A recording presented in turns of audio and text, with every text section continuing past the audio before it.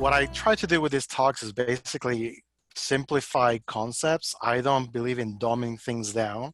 I do cut some corners, but the idea here is for me, not to tell you what you should be doing or learning or eating, but to give you the information so you can make your informed decisions. So that's kind of my philosophy of all the talks that I give. So basically, this is the goals for today. I want you to learn some basic vocabulary, not to like just memorize, because that's just not useful. But when you see that way, when you see those terms in the media, when you're seeing what you're reading, you know the context of those. So the verb, the first 3 points or so here, if I can get, here we go, basically relates to the relationship between the food that you eat and calories, the energy. We're going to talk about that. And then today we're going to be talking about basically carbohydrates and sugars. So exactly what are carbohydrates, what are sugars, why some of them are good for you, why some of them are not good for you, and then touch on some topics that I'm sure you have heard about, things like lactose intolerance, things like diabetes, and so on. Once you have that knowledge, then you can, of course, you can make better decisions as it comes to your eating, but also, as we all know, some of the COVID comorbidities are obesity, vascular disease, and a few others that are directly relevant to what we eat. All right, so this is a big picture. So let's start with big picture. This looks very simple, but actually has 3 very important points. I don't have to tell this group that you are what you eat, okay? You literally are what you eat. Everything that comes in gets broken down. A fancy term that we use is catabolism. That doesn't really matter for us. But basically, everything that goes in has 2 choices. You either break it down or you kick it out, okay? The second important part that I want you to know from today is that metabolism is basically a zero-sum game. So many calories come in, so many calories are used, okay? If you have a profit, then you gain weight. If you have a deficit, you lose weight. Simple as that. So when you think about eating, when you think about energy, when you think about calories, is what goes in, how much, and in what form, okay? So that's what we mean by metabolism. All right, so first thing that we're going to talk about is how do you get energy out of food, like real energy? And that's basically what we call biochemistry. And the important part here is to understand that biochemistry is simply chemistry that happens in a living organism.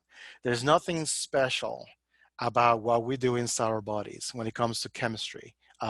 We cannot violate the laws of physics. We cannot violate the laws of chemistry. So if you understand chemistry, you understand what happens inside your body once you eat, okay? So we talk biochemistry, we talk in terms of energy. You know that as calories. Calorie is basically a unit of energy. We make this molecule called ATP that you have no reason to know about it. But basically all your food is converted to this molecule called ATP. Think of that as money in your wallet or your credit card or your whatever. That's what we use to buy things like new molecules, new skin, new hair, new nails. In my case, there's no more hair to buy or anything. But that's the whole point. We break down our food. We break down our molecules that we eat to make this energy, to get ATP to do things. So what we have to know is, okay, what can we break down? Because if we cannot break it down, you don't get energy out of it.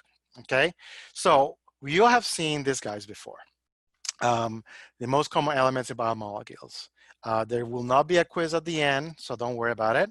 Today, we're going to be talking about carbon a lot. We're going to talk about oxygen, and we're going to talk about hydrogen, and that's it. Okay, very straight, very to the point. Now, atoms get together in what we call a bond. I have 3 versions of 2 atoms getting together as a bond. This is the only one you really need to understand. They're sharing stuff called electrons, and there's energy there. That's what they're pushing against each other, okay? So that's all I want you to know. If you see a chemical bond, there's energy there, energy that you can use. If you know a little bit more chemistry or want to know more chemistry, you can look at this diagram here, the one below, and you can see two atoms sharing electrons as a covalent bond. At this point, I'm losing some of you already, which is fine. If you really can't sleep at night, this is the one you want to know. This is the quantum physics version of electron sharing in a probability cloud. You're sleeping by now. The only thing you have to get out of this is where the energy is. This is where the calories are. So you want to get calories out of your food, you need to break that bond. And that's what we do. All right. Look at those structures. Don't memorize them. Don't do anything. They're just carbons and hydrogens. But look at their names, okay? Do they sound, and feel free to chime in. I can't see the chat box, so, but feel free to unmute and say something. Do any of these names sound familiar or look familiar to you? I mean, they should. Your propane gas tank for barbecues that you did with a socially distanced during the weekend. Butane, that's lighter fluid, and so on. Propylene torches.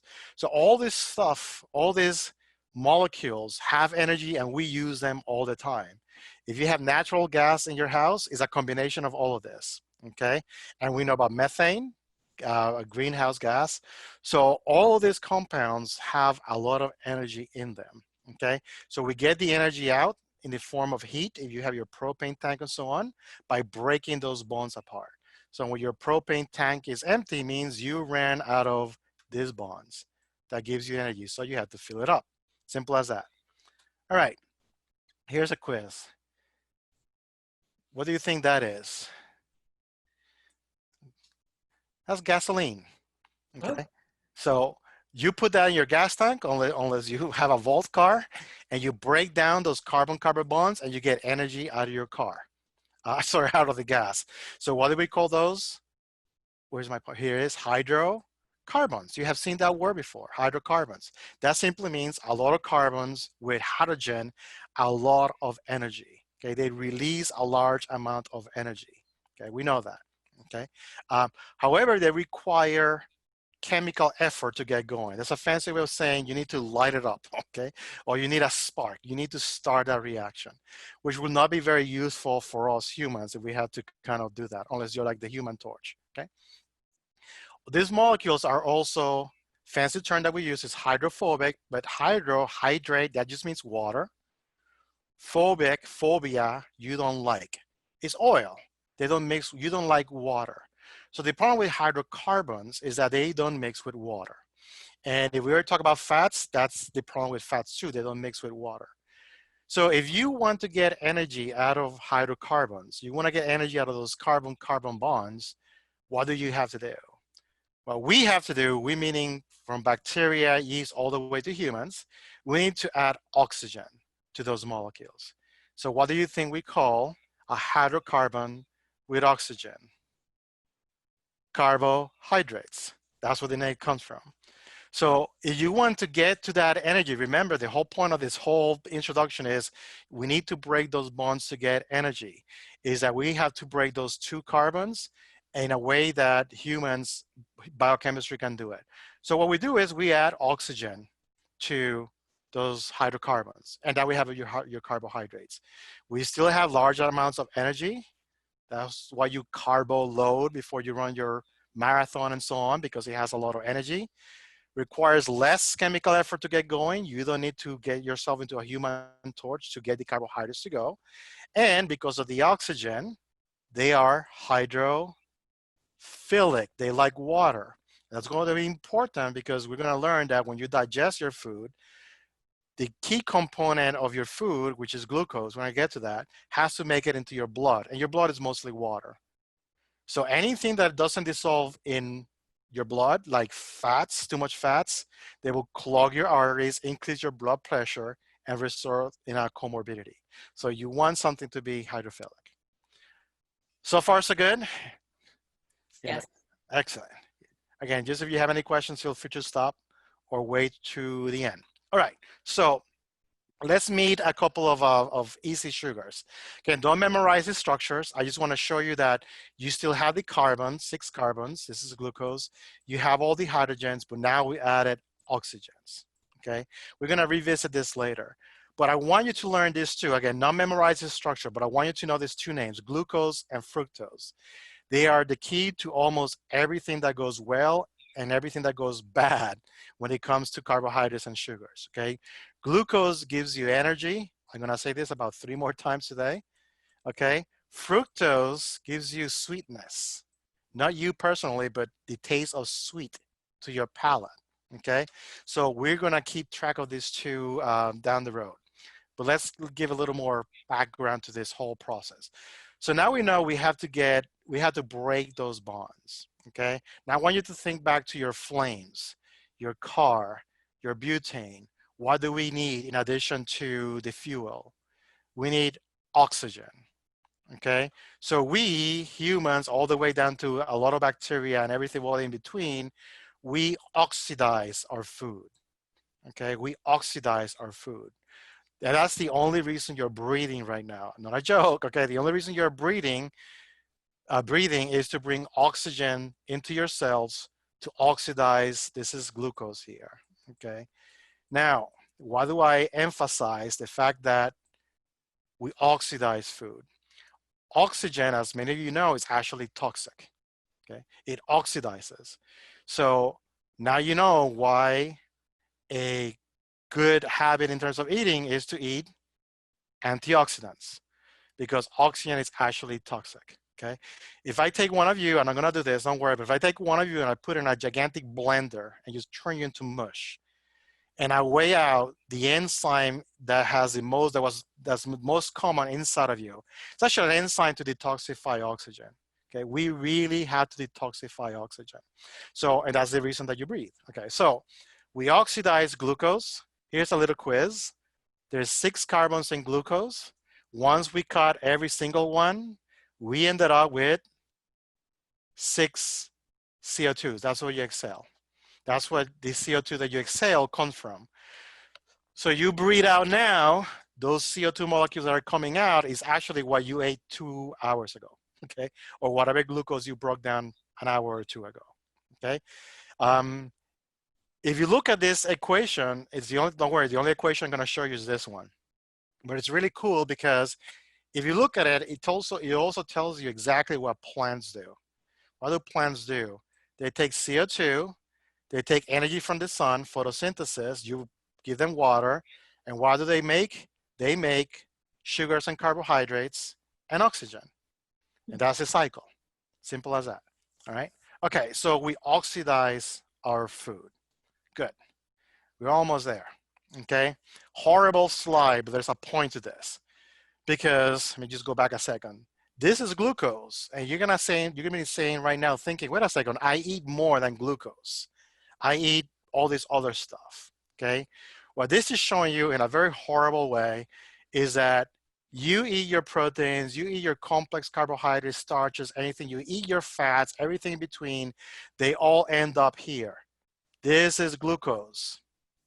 Okay, so it doesn't matter what you eat, it's gonna end up as glucose or a derivative of glucose. That's all you need to know, okay?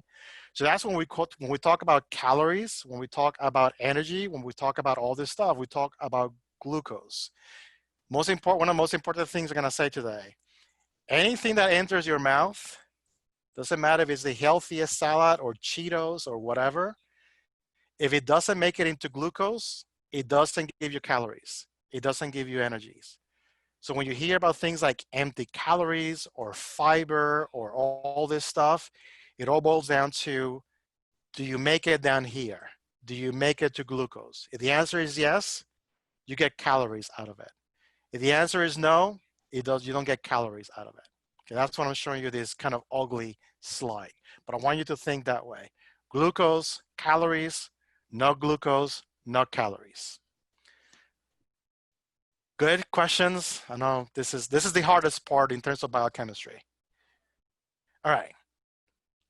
Now, glucose is literally one of the most important molecules in your body for many reasons. So I'm going to highlight a few things here. Again, don't memorize the structure unless, I mean, it is beautiful. So you memorize it because it's just a beautiful thing to look at, okay? Here's your 6 carbons. Oops, that's a horrible, that's supposed to be a circle, sorry about that. But here's one important part about glucose that I want you to know. And I'm gonna give you the chemical reason why. But these guys here, they're very chemically reactive, okay? They want to oxidize things, okay? So that's why we want to keep our blood glucose levels just enough, okay? If you have too much glucose in your blood, it starts to react with everything that's around it. I'm sure you know that one of the problems with diabetes and other metabolic disorders is you have high blood glucose levels. So why is that bad? Because then these parts of the molecules of the glucose, they start to react with other things. And those other things are the small blood vessels, then you have vascular problems. If glucose can even seep into the back of your eyeball, not to sound gross or anything, but it's supposed to be clear back there, starts to react with the proteins that are down there, you get cataracts, right? It reacts with parts of your kidney, you get kidney failure and so on. So you don't want too much glucose hanging around. Some of you may have heard of something called, it's gonna be a challenge, AGEs, Advanced Glycation End Products. If the answer is no, don't worry about it. If the answer is yes, that's where they come from. With time, that's what they use the acronym also AGE. As the years go by and your blood glucose level is high, a lot of parts of your body, a lot of other molecules get basically coated with glucose. If you ever, when you cook and you put a sugar and you get the sugar to caramelize and you get that brown color, that is actually this. That is actually an advanced glycation end products. That means that these guys reacted with something else in your cooking thing and gave you that nice brown color. So this is a very reactive molecule. Second thing about glucose that's important is, again, without getting to the chemistry, it takes water from your tissues. Think about this. You put a salt, you put a sugar in water, it dissolves, okay? That means that there's actually water around it. So I'm sure a lot of you, or maybe your kids, you binge on your cookies or jelly beans or whatever, you get thirsty. Diabetics will get thirsty. Why? Because your blood sugar levels are high, okay? And by a feedback mechanism that I don't have time to get into, if you have too much sugar in you, too much sugar in your blood, you get thirsty. But if you don't drink the water, then your body says, okay, there's no water, eat more because I need fluids, okay?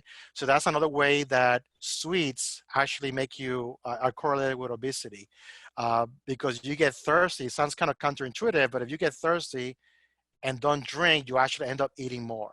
You start that cycle, okay? So enough about glucose. Actually, not enough about glucose. One more thing about glucose, sorry about that. So here's, give you a 30-second anatomy and physiology lesson. Put your foot in your mouth, you start what's called the mechanical part of digestion. You're chewing. We like to use fancy terms, but it's just chewing, right? Then goes to the stomach, you have your enzymes, and you start the chemical part of digestion. Then it gets to your small intestine. Lumen just means the inside. Again, we use a lot of fancy words to try to impress people that we know stuff. That just means the inside of your intestines. So here you have your amino acids, you have glucose, you have this small stuff. Everything has been chemically digested, okay? Again, a trick question. Have you derived any energy from your food yet? And the answer will be no. It has to make it into your blood.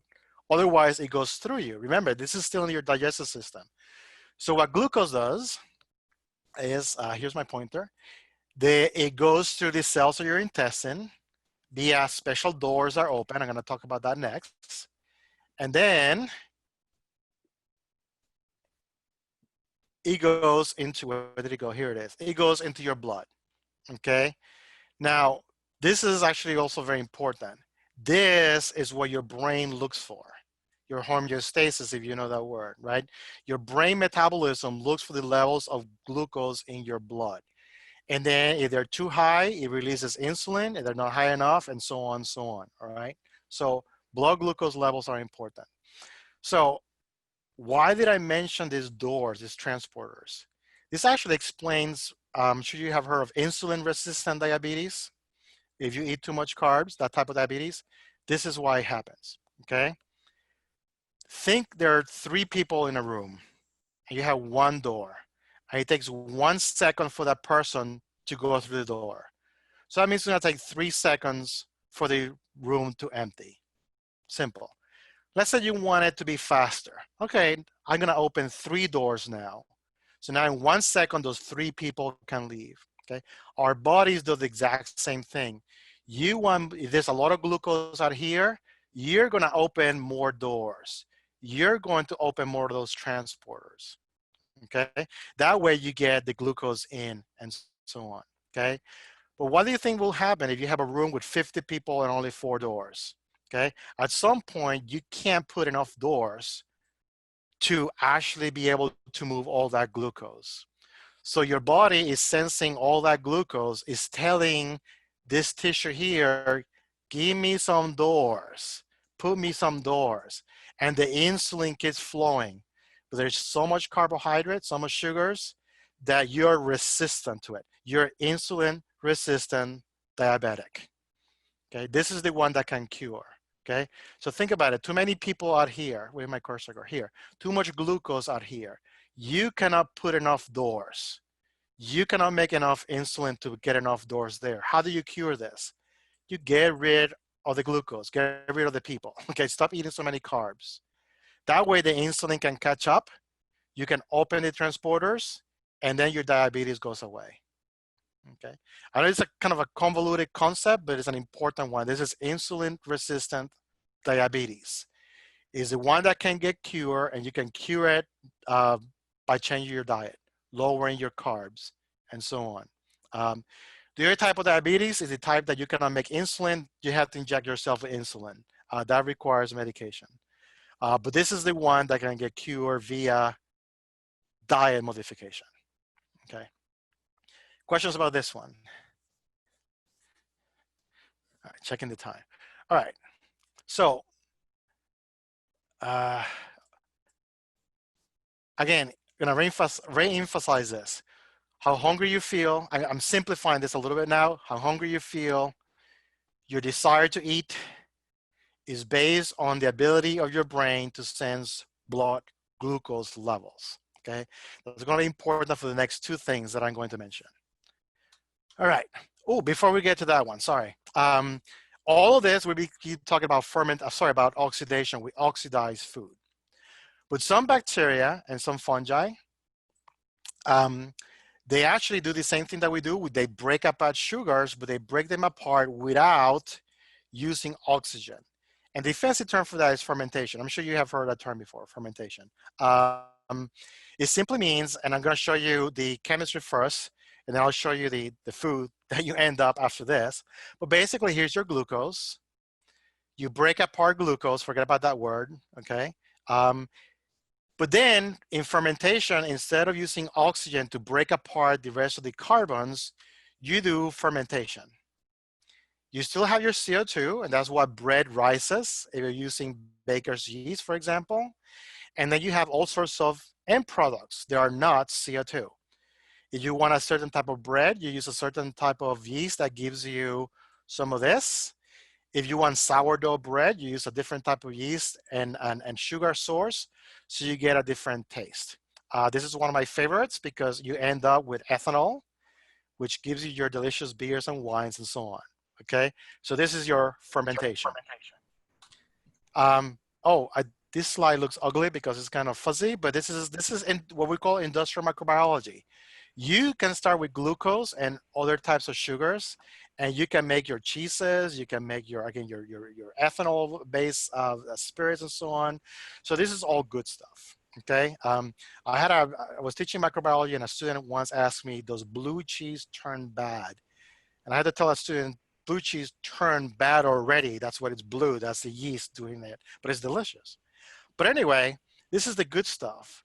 But some fermentation can give you acidic and bad for you byproducts. Okay, that's the problem with the fermentation. If you're doing it, oops, sorry, I gave the punchline there. If you're doing it in your kitchen, you're buying this stuff, it's good. But what you have to realize is that some of those fermentation byproducts are acids. Some of them are very mild acids, which give you that vinegar flavor of certain foods. Tomato has a lot of that too. That's why it's acidic and so on. But certain sugars in combination with certain bacteria produce via fermentation bad acids. One example is a bacteria in your mouth that can destroy the enamel of your teeth and gives you cavities. One that I'm sure you know about is that some of us of a certain age or vintage know that things like inflammatory bowel disease, Crohn's disease, was relatively unknown 30 years ago. It's only the last 20 years or so that's been basically an epidemic of inflammatory bowel disease and so on. And one of the reasons, it's complex, but one of the reasons is because we are eating certain types of carbohydrates and sugars. They are making bacteria that are already in your gut ferment and make those acids, okay? And that's shown here. Sorry, this is kind of disgusting, but what you're looking at here is basically a colonoscopy. This is a perfect, beautiful colon. You see all the blood vessels, they're intact, a lot of absorption, looks beautiful. This is inflammatory bowel disease. I don't have to tell you how different it looks. It is red from the inflammation. This is pus from infection. These people are, I'm sure you know people like this. They are in pain. There's certain things they cannot eat. And again, it's a multifactorial disease, but a big reason this happens is diet. So people with this condition, one of the things they have to do, they have to change the carbohydrates and the sugars that they eat, among other things.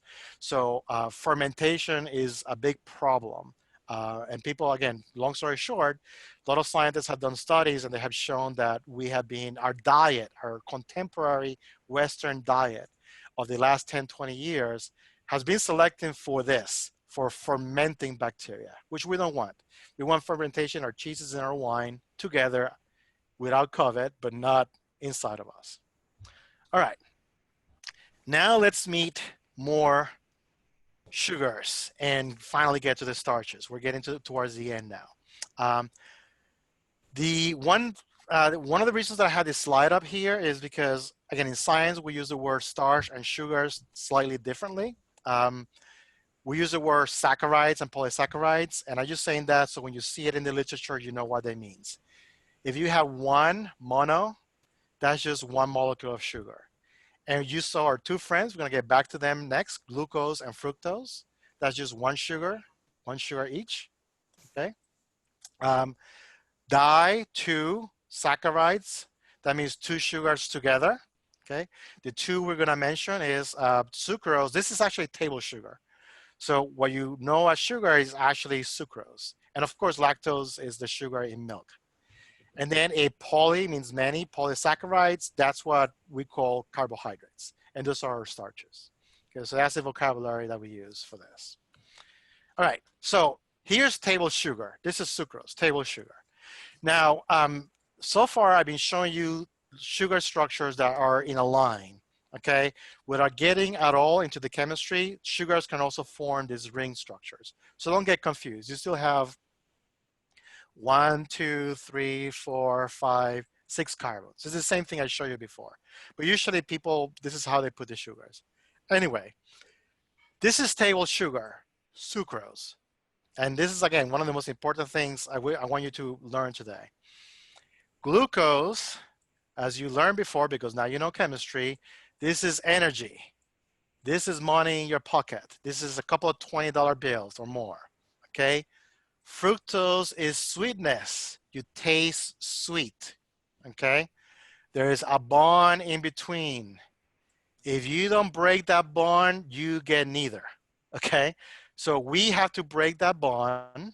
And then what your body does, let's say you put sugar in your coffee, your tea, or whatever, put it in your mouth, you have taste buds, of course. That's the most stupid thing I'm gonna say all day today. Yes, you do have taste buds in the back of your mouth, in your tongue and so on. They detect this and they send a signal to your brain that says sweet, okay? But then 45 minutes to 60 minutes later, glucose finally makes it into the blood. That's that slide that I showed you like a few minutes ago. And then your brain is gonna say, energy, okay? two separate processes. There's a very important thing to remember. The tasting the sweet and the glucose in the blood and your brain saying, okay, I have energy, two separate processes. And then actually what you're, in this, once the fructose makes it inside the cells, it actually gets converted into glucose and into energy. Okay, once it's done its job, sweet. But I want you to remember this, glucose energy, fructose is sweet, okay? Because now I'm gonna tell you how artificial sweeteners work, okay? We all know about these guys, and apologies if somebody works for them or whatever, you know, I'm not trying to say anything bad here, but now you know chemistry. Now you know that this looks like a sugar. Do this guys look like a sugar? No, okay? So do you think you can get energy out of them? No, okay? So far so good. You have the aspartame, which is found in these guys.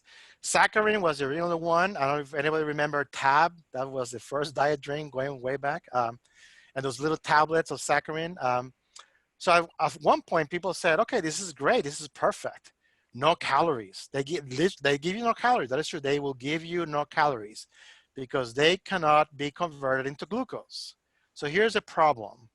You take your artificial sweetener and your taste buds go sweet. Okay, good. But then an hour later, your brain is looking for that glucose in the blood. And your brain says, where's the beef? Or where's the glucose? Okay, where's my energy? And then turns on the hunger pathway. And then you go and eat more. Okay, so that's why there's a correlation between artificial sweeteners and obesity, because you cannot fool your brain into thinking there's glucose in your blood. Okay, and there's dozens of scientific papers. I'll give you 30 seconds to read one of them from relatively recent.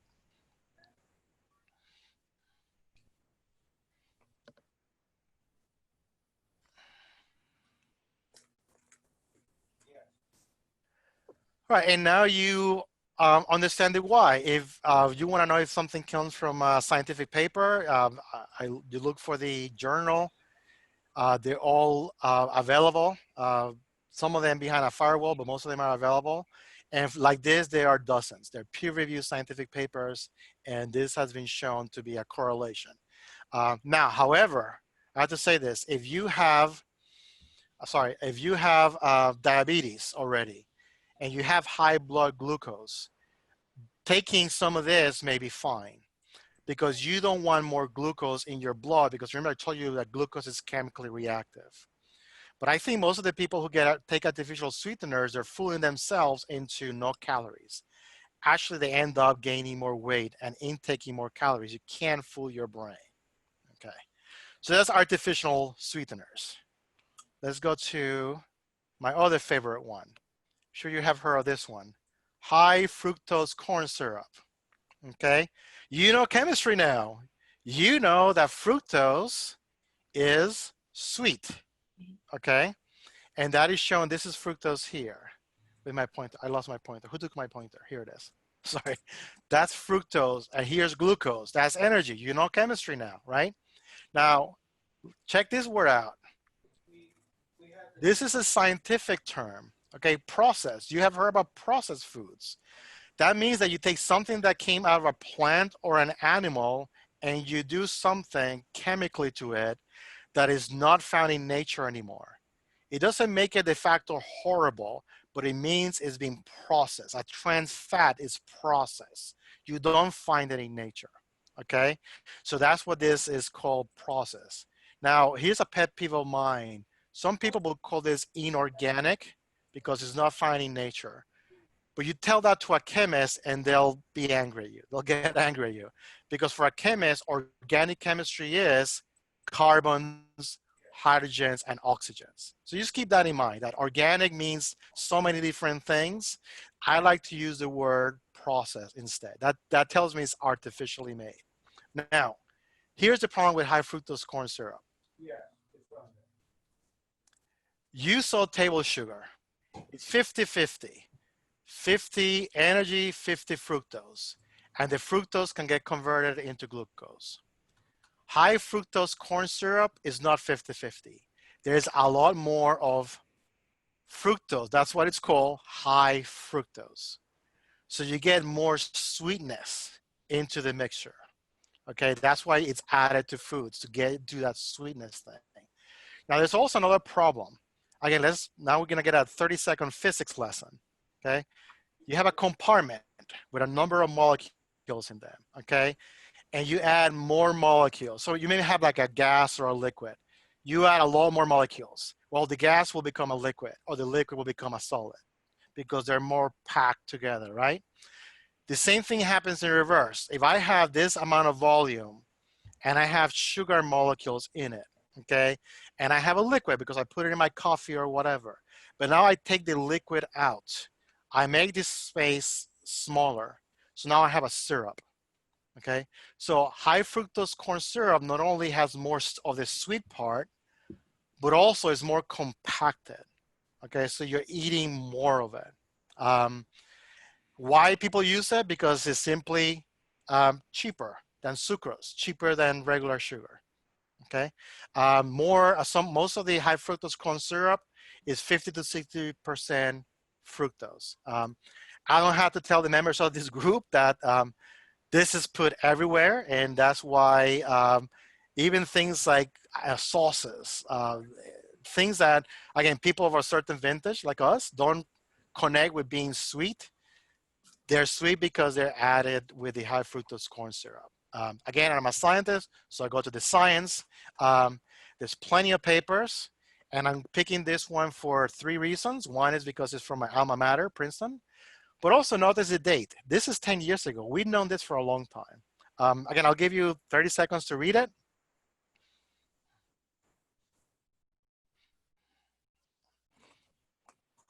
They're all taken directly from the paper. This is not my words. That's the conclusion of the paper.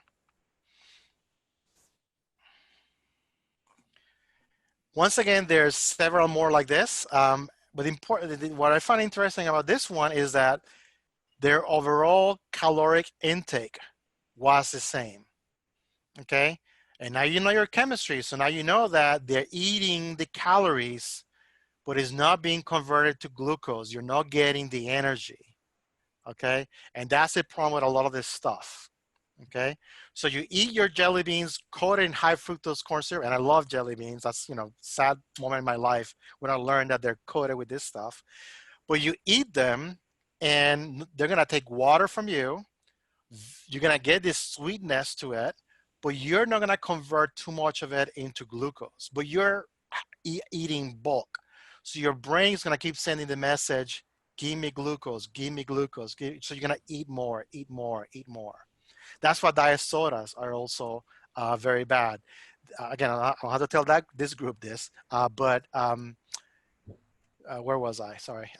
There's a form of high fructose corn syrup that is basically like 90% fructose to use 10% glucose, and they add just a little bit to the diet sodas, and that's how they make them sweet enough that you can drink them and still say that they have 30 calories, because the trick that they do, they count the calories just from the glucose part, not the fructose.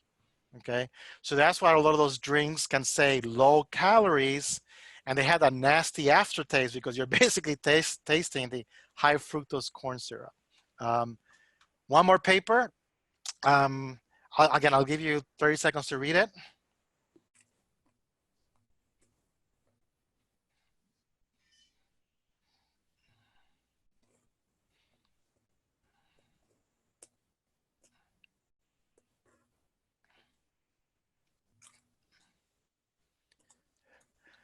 All right, again, this is another peer review paper. It was a review paper published last year, and you can see that there's all sorts of bad stuff. I mean, I don't have to, it's not just the, and going back to one of the overall themes, which is COVID comorbidities, it's not just the weight, is diabetes, is the vascular disease that's associated with that.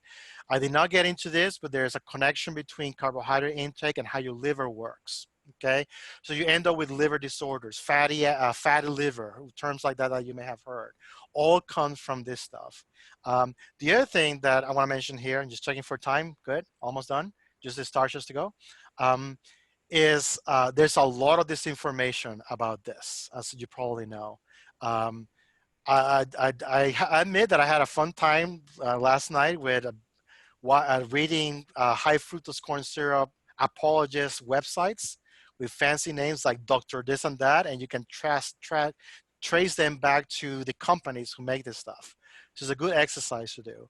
So that's why I always like to show you the papers. And complete aside, but COVID, pandemic, and so on, almost every single major scientific journal or medical journal, they have put their COVID-related papers outside of their paid firewall, so anybody can access them. Also, uh, almost every single major newspaper is putting their COVID information outside of their paid firewall, so you can look for it. Anyway, so lactose. Sure you all have heard of lactose intolerance. Lactose is another one of those two sugars coming together. You know chemistry by now, so you know this guy gives you calories, gives you energy, but only if you break this bond, okay? This galactose is basically, we call it an isomer. It will be like a twin of glucose. So it just gets converted to glucose and more energy. But again, unless you break this, you get no energy, you get no calories, okay? So what is lactose intolerance? It's very simply, can you break this bond or not, okay? So as I showed you earlier, you eat, in this case, your cheese, your pizza, your dairy products, and here's your sugar, and there's an enzyme called lactase that does exactly that, breaks this bond here. Once you break these bonds, just like the slide that I showed you earlier, this will be those villi, blah, blah, blah. Glucose and galactose come in, you get calories, you live happily ever after. What happens if you're lactose intolerant? You're lacking this enzyme. So lactose just sits in your colon, doesn't get absorbed. You don't break this bond. Water comes into that molecule. Water comes out of your body fluids. And that's where you get your blood, your watery stools and your diarrhea if you're lactose intolerant, because water comes out. There's a lot of diseases that I'm sure you're familiar with, a lot of conditions of malabsorption. You cannot absorb nutrients, and a lot of it has to do with this process. Again, digestion is one thing, but they have to be absorbed. If they don't get absorbed, they go through you. Okay, so if you want to still eat your pizza or eat your cheese, what do you take? Those milk pills, that you sure heard of them. So what's in those milk pills? This enzyme, the lactase enzyme. So you take your cheese or your whatever, you take your milk pills that contain this enzyme, and then you can break down your lactose. If not, there is, and this goes back to what I was saying before in terms of inflammatory bowel disease, in the lower parts of your colon, there's a whole family of bacteria called the coliforms. They love lactose. They love to ferment lactose. Ferment, not oxidize it. They make your CO2, your gases, they make acids, and they make bad stuff. So a lot of people that have to be, for example, in certain types of gluten-free diets and so on, is because you have bacteria that are fermenting those products, and therefore you have to avoid them. Okay, almost done. Starches, checking for time. Ooh, almost there. Okay, so starches are polysaccharides, that's a fancy term of saying it. And basically, if you are an animal, and I always tell my students when I teach this class that when I call you animals, that's a term of endearment. If I call you a plant, that's an insult. But basically, anything that we eat, as you learned already today, gets broken down into glucose. Any extra glucose, we make this. If you're an animal, we store it as a glycogen. If you have a little too much, like some of us, then you put it into fat. But usually we store it as a glycogen, right? We always break it down first. If you're a plant, and if I call you a plant, that's bad news, so you're not a plant, you store as starch, okay? And then some like plants will use parts of starches to make your cellulose or fiber. Now here's the magical part of this. Oh, let me backtrack a second. And then bugs, arthropods, the exoskeleton, fancy term for the crunchy part outside of them, okay? They make this, which I can never pronounce correctly, chitin, whatever you want to pronounce it like is fine with me. Here's the magical part. All of this is made out of glucose, all of it. The only difference is how they're put together. It will be like I give you a bucket of Lego blocks and they're all blue rectangles. And the only difference as to what you're gonna build with those Lego blocks is how you put them together, okay? Nothing else is different. Think about it. The outside of a roach, sorry about that image, you know, the plants, outside the plants, potatoes, the glycogen in your muscles is all glucose. The only difference is how they're put together, okay? And one thing that I alluded to is you need special enzymes to break each one of those links. So it boils down to a very simple principle. If you have the enzyme to break that link, you can get the glucose out and you have calories. If you cannot break that link, you cannot get that glucose out, you get no calories. And now you understand what fiber is. Fiber is a starch that you cannot get any calories from. Why you cannot get calories from? Because you cannot make it all the way into glucose. So you can eat all the grass that you want, all the cellulose that you want. You can eat bugs too, if that matter, okay? But they're gonna be 0 calories because even though each one of these little hexagon things is a glucose, you cannot break it apart. So it gives you 0 calories, okay? So last part for today, starches, okay? Oh, this is what I just mentioned. I forgot I put that slide in. So all the scribbles that I just made, here it is, okay? So, oops, starches. If you look at a potato, regular starch, pasta, rice, any starch that you want to think about, again, you know your chemistry. So you know that these guys are what? Glucose, okay? And they give you energy, okay? There's 2 types of starches in what we consider, 2 types of polysaccharides in what we call starches, different ratios. And these are words worth remembering. There's amylose and amylopectin. Actually, you don't have to remember them, okay? Here's the difference.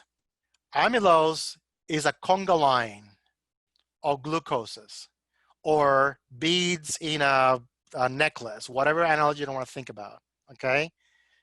Amylopectin, you have branches. You have branches, okay? You have Lego blocks. All you did was a boring line. And you have Lego blocks that you need your line. You make branches, like streets coming out of other streets, okay? Now, why is any of this relevant or important? This is white rice. This is brown rice. And here's why. If I get this, my enzymes, remember you need an enzyme to loosen up, to get that money out, open that wallet and give me money, can pick that one out, can pick that glucose, and then that one, and then that one, and so on and so on.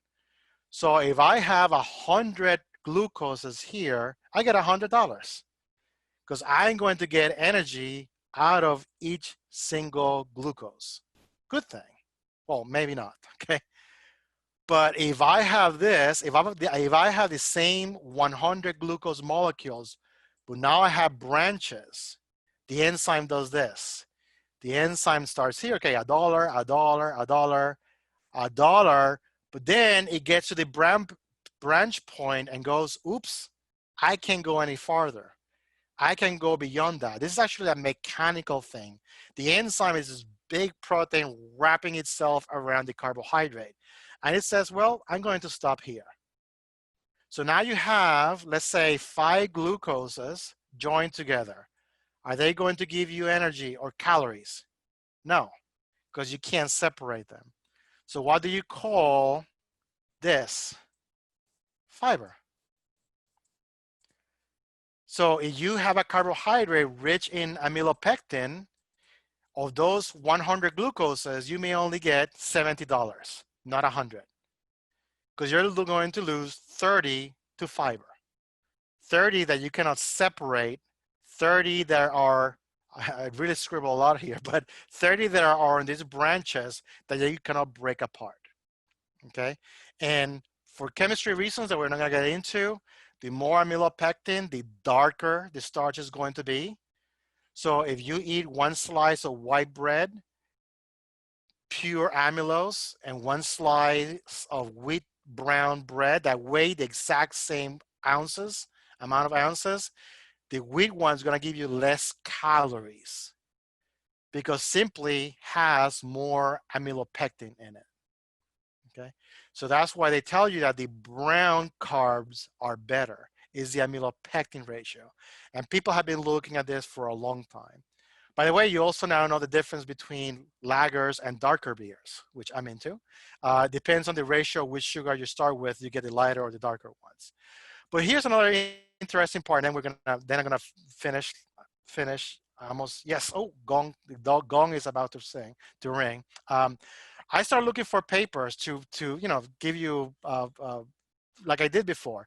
But actually, what I found is, yeah, there's a lot of peer-reviewed papers that show the benefits. They call it now dietary resistant starch, fiber. It's fiber, okay? But there's a lot of there's a lot of websites that are saying that it's actually bad for you, that amylopectin is bad for you. I have no clue when that started. I just bumped into it literally last night, a couple nights ago. I'm interested. I'm gonna revisit this as to why that is, because it makes no biochemical sense why too much of this should be bad for you from the point of view of obesity, weight gain, and all that stuff. And there's tons of scientific papers that show that the amylose to amylopectin ratio, the more amylopectin, the better for you it is. So that's what I'm leaving you with that question. Last slide. I don't know if you remember the matrix. You eat normally, that is actually healthy eating. So that's my philosophy. So finally done. Sorry I went over a few minutes. Apologies for that. No, this is it makes sense. It's a lot to absorb. Does anybody have questions or want clarity on anything? I had a question about the study where there were the mice with the intake of the same number of it was so with even their overall caloric intake was the same. So meaning this was going in. Okay.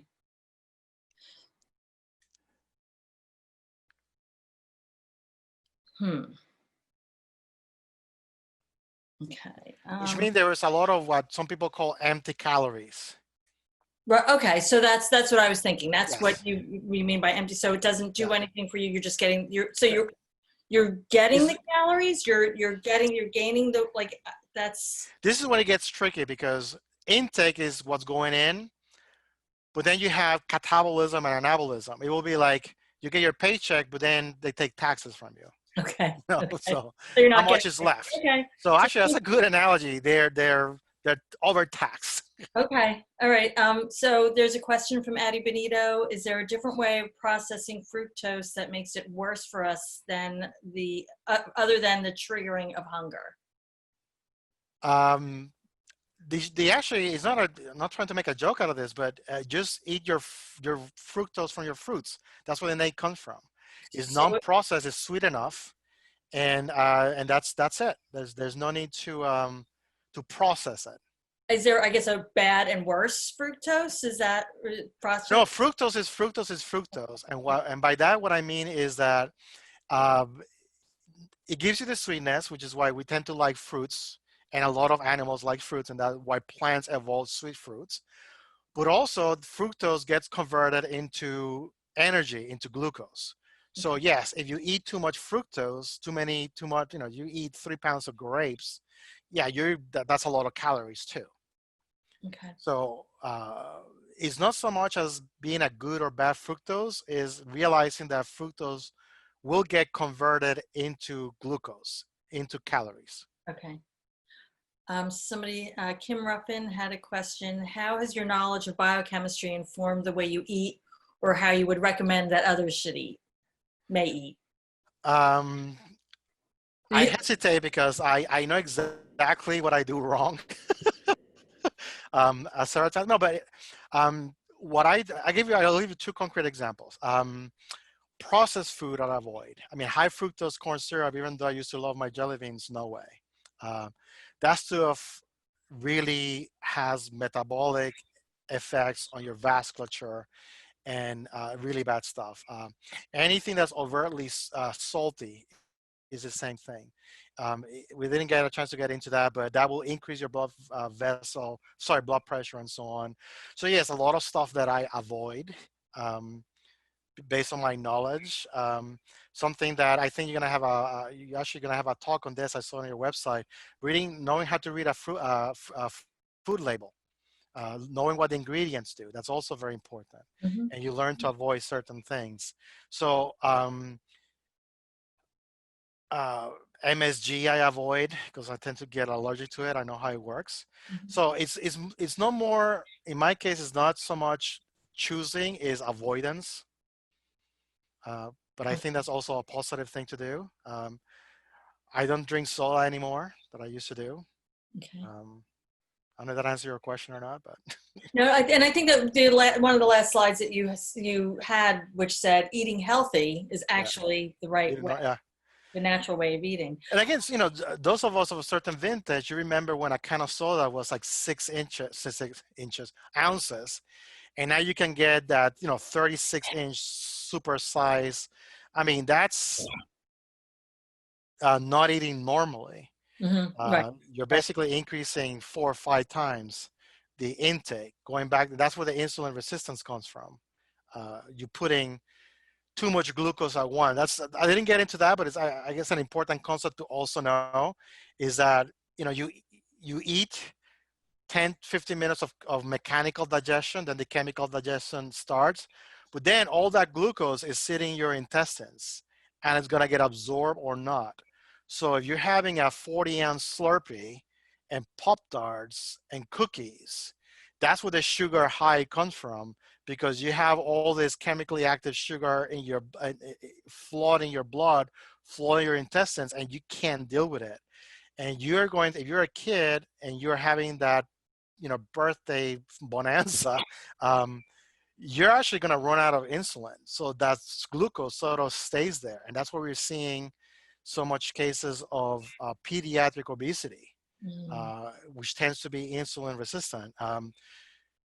Those of us who gain weight after the age of 35 or so, that fat is different from the fat that a 10-year-old is putting in, or an 8-year-old is putting in their body. It's a completely different biochemistry to it. That's why my, knock on wood, you know, my blood sugar is fine, no diabetes. But those young people who have those kind of binges on carbohydrates and sugars, they're pre-diabetic by the time they hit college. That's the difference. Mm-hmm. So it's a good question. Okay. Karen Rose Tank had a question. How does fat in the diet affect glucose uptake and insulin? But before you answer that, I know that we talked about doing another session about fats. Yes. So I don't know if you can answer that let's see, in a couple, well, we're a little after 5. So, I mean, if you want to just take another couple of minutes, there's 2 questions. I can stay longer. It's up to you. Okay. You're the boss. Yeah, no. You had the gong. No, I think that, you know, if people can't say they can leave, but I think, you know, let's get to some of these great questions. So I just dated myself by saying the gong. I don't know how many people remember the gong show. Of course. So funny. So what does that make me? I don't know. Or vintage. Yeah, you're right. So how does fat in the diet affect glucose uptake and insulin? Oh, is that too long? Is that like a whole other like? I'm thinking to give you the 30-second answer. I'll give you 3 answers that are not mutually exclusive. Easiest one for me will be to say that they're not related to each other, which in a way they're not. Okay. Second way is that at some point, as I showed you in that very ugly slide, the fat starts to get broken down and enters the same pathway as sugars do. Okay. So they kind of lag behind a little bit. So, so yes, they do affect the blood glucose levels, but in a delay sort of fashion. The most important way that they affect each other, and I already went past my 30 seconds of a short answer, and is the fact that fats are hydrophobic and sugars are hydrophilic, and they both end up in your water, which is your blood. Your blood is like 98% water. So the glucose is dissolved in your blood, but the fat sometimes does not. And that's where you get your plaques and your hardening of the arteries and all that stuff. So there's an interaction that is going on there. So. Okay. Another question is, what is the best way to test if you cannot break the bonds and get the energy properly? Well, it depends on the substrate, meaning on whatever is lactose or whatever. And by the way, the whole lactose thing, I get this question a lot. Yes, you can be born lactose intolerant and become tolerant and vice versa, okay? I'll give you a 30-second molecular biology lesson. You get a bonus today, okay? You have your DNA that turns on or off, and it turns on, makes the protein that then do its job. We humans evolved to have a gene that codes for that enzyme lactase to break down lactose only for the first like 3 or 4 years of our life when we're being breastfed. And then it turns off. So actually, if you're lactose intolerant, you're actually normal. You're what we call wild type. But then at some point, you know, tens of thousands of years ago, when humans started to domesticate animals, somebody got lucky because of the pressure of drinking the milk, and the lactose gene stayed on. So now you're able to drink milk for the rest of your life, okay? So that's a good analogy. So basically, everything that we have to break down, there has to be a gene that makes the enzyme that breaks it down. So for some people, that gene has stopped working for many reasons, was not working enough. So one of the things you can do, and there's certain diseases like Pick's disease that has to do with lipid metabolism, blah, blah, you can actually look for that gene if you have it or not. But that's usually for more serious diseases.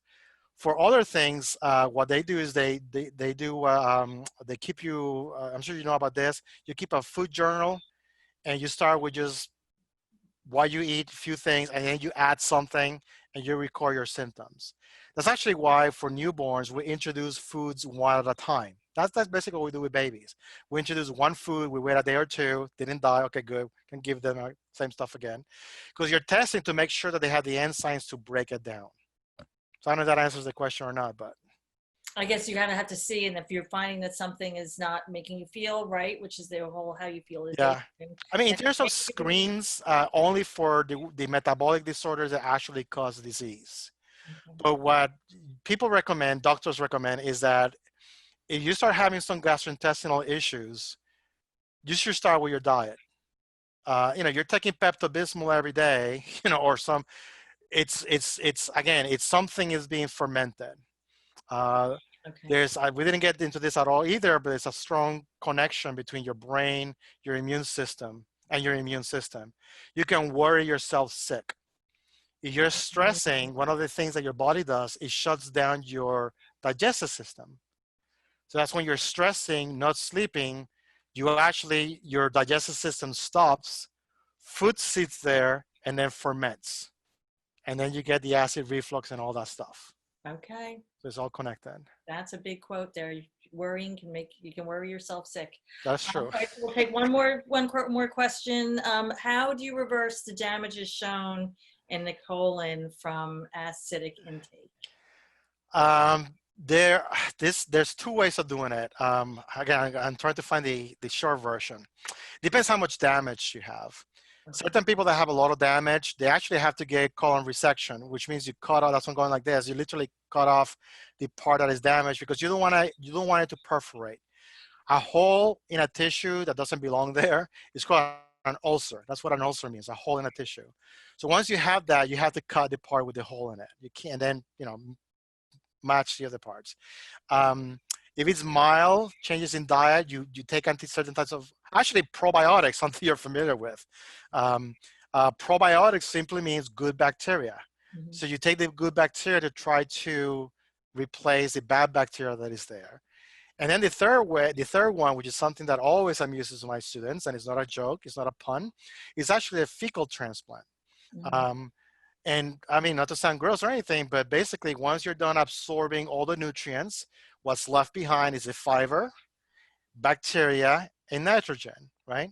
So, and the good bacteria. So basically what people do, scientists do, and figure this out, and doctors can prescribe it. You take fecal matter from healthy donors that have been screened for all these viruses and so on, and they dehydrate it so it's good bacteria, and they literally put it in. And the idea is to substitute the good bacteria, well, get rid of the fermenting bacteria, and put in the good bacteria. And those people are not going to be eating carbs and so on and so on. So there's depends on the degree of how or severity of the disease. There's things you can do about it. Okay. All right. Well, this has been really, really wonderfully informative. And I want to thank you. And we'll talk about doing another session on fats. I think that Will that do. would be really interesting. And Yes. hopefully we'll see everybody at the next time we get together at our webinar, or then hopefully in some point in person. Thank you all. Yes, Thank post-COVID. you, Professor Martinez. This has been really, really wonderful. Oh, you're welcome. My pleasure. Thank you again for inviting me. This was Thank awesome. you. Excellent. All right. Bye-bye, everybody. All right. Eat some good stuff today. Eat some good stuff.